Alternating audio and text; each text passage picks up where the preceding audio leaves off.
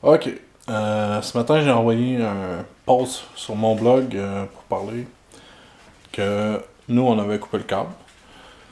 On l'a coupé au mois d'octobre quand on a déménagé dans notre nouvelle maison.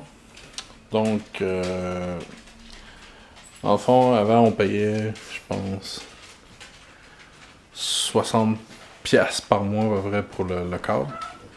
Et on a décidé de couper ça. Parce qu'on trouvait que c'était une dépense inutile.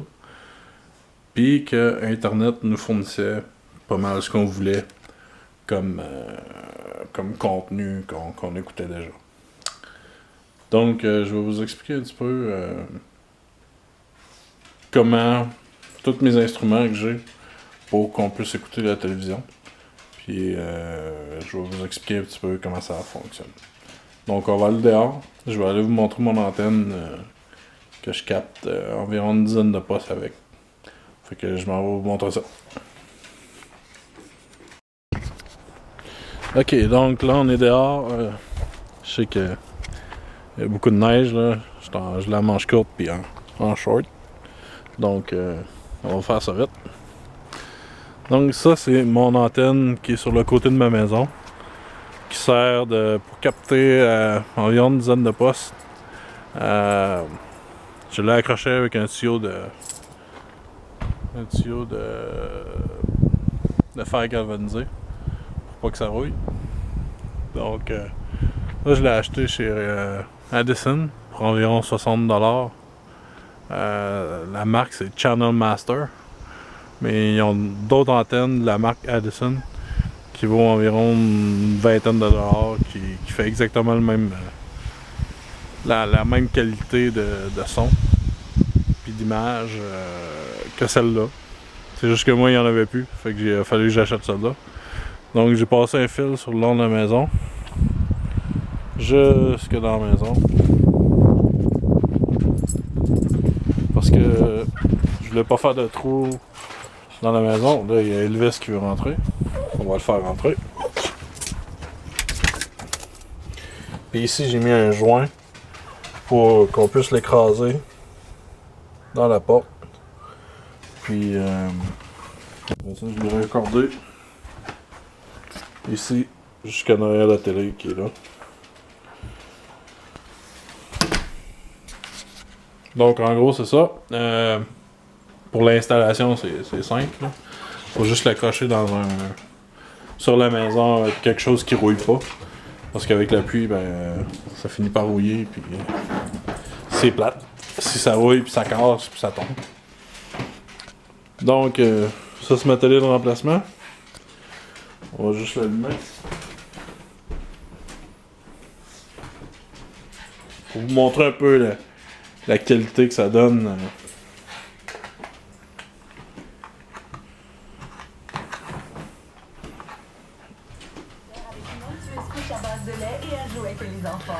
Donc là, présentement, c'est sur l'antenne. C'est Full HD.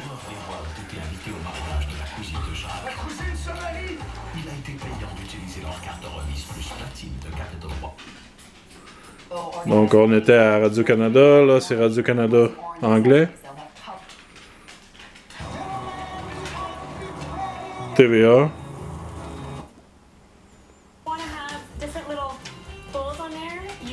CTV. Chase, you know you're a game movement. Global. Non. Global pas HD. Bébé va aller jusqu'à doubler. Ça veut dire que Télé-Québec. V.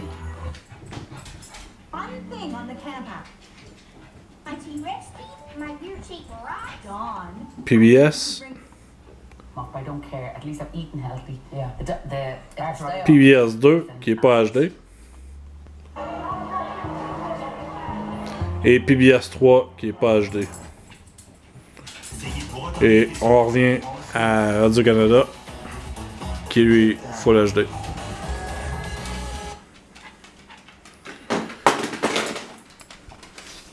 Donc en gros c'est ça pour l'antenne UHF. Vous avez vu un peu ce que ça a l'air une fois installé dehors. Donc c'est très simple à installer. Faut juste s'assurer qu'on pointe l'antenne vers le sud, le plus vers Montréal, parce que les antennes sont situées par là-bas. C'est sûr que si vous êtes plus dans l'est du Québec, vous avez moins de chances d'avoir de poste, mais quand on est autour de Montréal, ben il n'y a généralement pas de problème. Donc je vais vous expliquer les autres méthodes que j'ai pour écouter la télé. Ça, c'est la plus facile, mettons, à installer, c'est elle. Puis, dans le fond, on peut avoir TVA, toutes les chaînes de base au Québec, de cette manière-là. Donc, je vais vous expliquer après comment utiliser le Chromecast. Donc, ok. Maintenant, mon Chromecast est là, sur ma télé. Tout ce qu'il me reste à faire, c'est prendre mon téléphone intelligent. Que voici. On l'ouvre. Je prends, par exemple, YouTube. Et je prends cette application-là. Et je me connecte à mon Chromecast. Vous allez voir, ça va changer.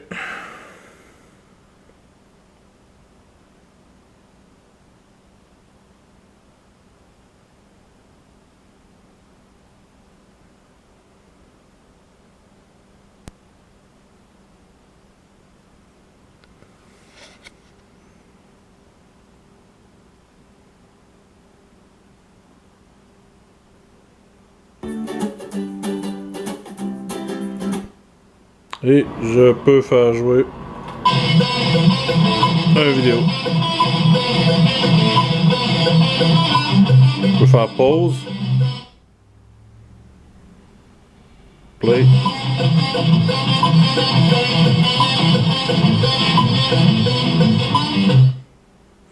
Aussi, je peux aller dans Netflix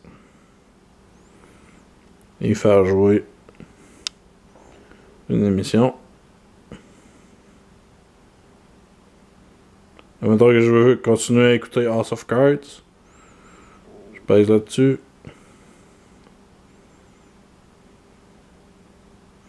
Je choisis mon Chromecast. Paf, ça se connecte automatiquement sur ma télé.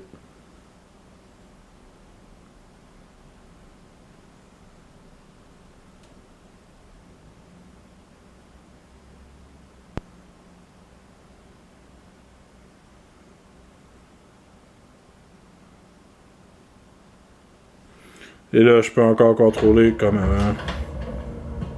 L'avancer. Le reculer.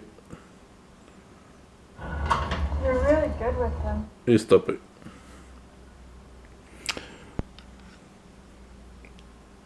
Donc en gros, c'est ça pour le Chromecast.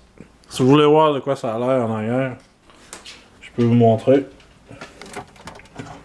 C'est ce petit bidule-là qui est connecté dans un port HDMI, qui est connecté dans le port USB qui est pas connecté sur le port USB. Je l'ai simplement connecté sur une prise de courant normale, mais si vous avez une prise USB sur votre télé, vous pouvez le brancher pour mettre le courant dedans. Donc après ça, on va passer à l'Android TV que j'utilise tous les jours, qui est personnellement mon préféré. Donc je vais vous montrer ça. Donc présentement, là on est dans ma chambre sur ma seconde télé. Donc l'Android TV, ça fonctionne pas mal comme le Chromecast. Ça se connecte directement dans un port HDMI et aussi dans la prise USB pour fournir le courant. Donc je vais ouvrir la télé.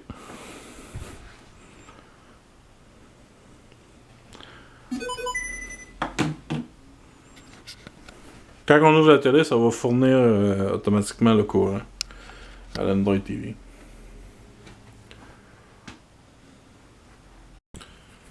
Quand ma télé est ouverte, et que le courant est passé dans le Android TV, on arrive sur cette fenêtre là qui est en fait pareil comme une tablette Android ou un téléphone Android. Donc on a les applications que j'ai installées. Moi j'ai installé Skype parce que avec le Android TV, c'est quasiment comme un petit mini ordinateur. On peut mettre une webcam puis faire la conversation par webcam sur Skype aussi. Mais principalement on l'utilise juste pour la télé. Donc on utilise Plex, Netgear Jenny. Ça c'est l'application qui va directement sur mon disque dur externe qui est partagé sur mon routeur. Donc tous les ordinateurs, toutes les tablettes ont accès à ce disque dur là qui contient tous mes films, etc.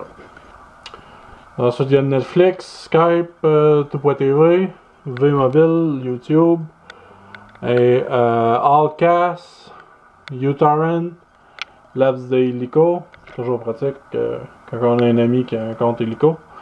Le browser pour naviguer sur Internet, comme sur les téléphones. Gmail pour consulter mes emails. Le Play Store pour télécharger toutes les applications.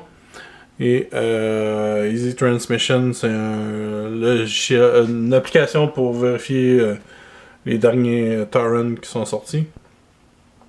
Les settings, puis le Speed Checker. Le Speed Checker, c'est toujours pratique de savoir à combien va ton réseau. C'est quoi la vitesse qu'il y a. Donc, je contrôle l'Android TV avec une souris. Vous allez voir. Comme ça. Il y en a qui achètent des claviers Bluetooth pour taper, mais moi j'aime mieux utiliser la souris. C'est comme un téléphone là. Je vais vous montrer. Admettons que je cherche je vais aller sur Netflix puis je vais faire une recherche sur Netflix.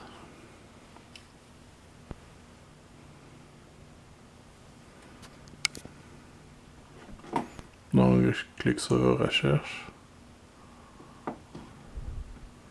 Et là le clavier apparaît. Donc je clique sur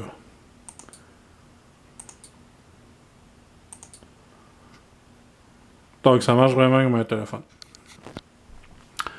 Pour la télé, on va prendre Fred the Movie, par exemple. Puis on va l'écouter.